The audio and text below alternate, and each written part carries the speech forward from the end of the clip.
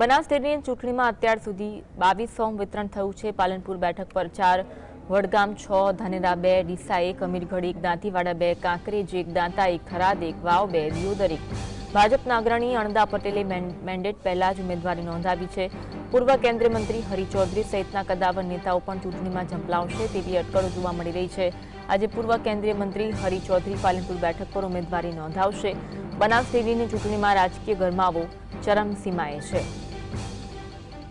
હરિ ચૌધરી પાલનપુર બેઠક પરથી ઉમેદવારી નોંધાવશે।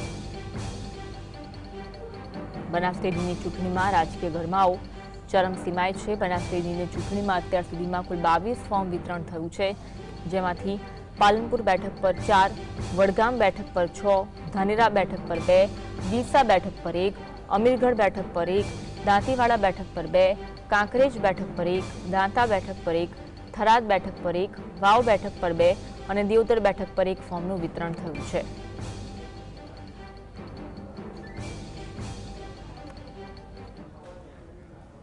આજ અંગે વધુ વાત કરીશું। સંવાદદાતા ધ્રુવ અમારી સાથે લાઈવ જોડાયા છે। ધ્રુવ, બનાસ ડેરીની ચૂંટણી રાજકીય ગરમાવો જોવા મળી રહ્યો છે। અત્યાર સુધી 22 ફોર્મ વિતરણ થયું છે, અપડેટ જણાવશો। જી ચોક્કસ એની બનાસ ડેરીની ચૂંટણી જે રીતે તારીખો જાહેર થઈ હતી તેને લઈને અત્યારે 3 દિવસ સુધીમાં 22 જેટલા ફોર્મ વિતરણ થયા છે। આ જે રીતે પ્રથમ દિવસે તો 0 ફોર્મ હતા, જો કે 3 દિવસ વીત્યા છે, 3 દિવસના અંદર 22 જેટલા કુલ અત્યાર સુધી ફોર્મ જે છે તે વિતરણ થઈ ચૂક્યા છે। જે રીતે 16 ડિરેક્ટરોની આ ચૂંટણી છે, જે રીતે 16 તારીખથી જ આ ચૂંટણી ફોર્મ ભરવાની પ્રક્રિયા છે હાથ ધરવામાં આવી હતી અને જે વાત કરવામાં આવે તો 22 તારીખ છે તે અંતિમ દિવસ માનવામાં આવે છે ફોર્મ ભરવાનો, અને જેના કારણે અત્યારે જે રીતે મોટા પ્રમાણમાં જે દાવેદાર હોય છે તે ઉમેદવારી નોંધવા માટે આવી રહ્યા છે, ફોર્મ ભરવા માટે આવી રહ્યા છે।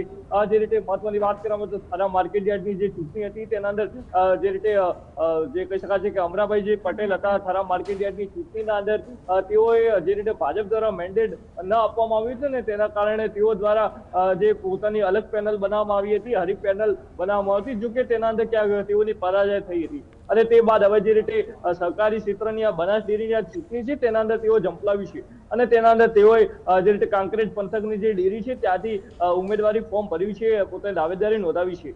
જે રીતે વાત કરવામાં આવે તો હરિ ચૌધરી એક મોટું કદાવર નામ છે બનાસકાંઠા જિલ્લાના અંદર, જેઓ પૂર્વ કહી શકાય છે કે કેન્દ્રીય ગૃહ રાજ્ય મંત્રી પણ રહી ચૂકેલા છે અને જેઓનું એક નામ પણ બનાસકાંઠા જિલ્લામાં ચર્ચિત છે અને જેઓના કારણે અત્યારે જે તેઓ આજે જે રીતે 11 વાગ્યાનો સમય છે અને આ સમયગાળાના અંદર પાલનપુર જે ડેરી છે ત્યાંથી તેઓ ઉમેદવારી ફોર્મ ભરવાના છે। એટલે મહત્વની વાત કરવામાં અત્યારે જે કદાવર નેતાઓ છે જિલ્લાઓના તેઓ પણ બનાસ ડેરીની ચૂંટણીમાં રસ દાખવતા નજરે પડી રહ્યા છે। તેઓ પણ ક્યાંક પોતાની દાવેદારી છે તો નોંધાવી રહ્યા છે। અત્યાર સુધી 22 જેટલા ફોર્મો પણ ભરાઈ ચૂક્યા છે અને જે રીતે 22 તારીખ અંતિમ છે ને તેના લઈને જિલ્લાના મોટા જે કદાવર જે નેતાઓ માનવામાં આવે છે તેઓ અત્યારે ફોર્મ ભરવા માટે પહોંચી રહ્યા છે અને ખાસ કરીને જે રીતે વાત કરવામાં આવે તો 10 જે ઓક્ટોબર છે તે દિવસે આ ચૂંટણી પ્રક્રિયા યોજાવાની છે, મતદાન પ્રક્રિયા યોજાવાની છે। 11 ઓક્ટોબર મહત્વનો દિવસ છે, તે દિવસે મતગણતરી થવાની છે અને ડિરેક્ટરોના નામની પણ જાહેરાત થવાની છે। જો કે જે રીતે અંતિમ તારીખ પહેલા જે દાવેદારો હોય છે તે લોકો ઉમેદવારી ફોર્મ ભરવા માટે પહોંચી રહ્યા છે। એટલે હાલ તો જે રીતે વાત કરવામાં આવે તો બનાસ ડેરીની આ ચૂંટણી છે તેના અંદર સરકારી ક્ષેત્રમાં પણ ભારે ગરમાવો છે અને જે રીતે રાજકીય ગરમાવો પણ ક્યાંક ચરમસીમા જોવા મળી રહ્યો છે તેવું પણ જોવા મળી રહ્યું છે। જી આભાર જોડાવા માટે અને માહિતી આપવા માટે।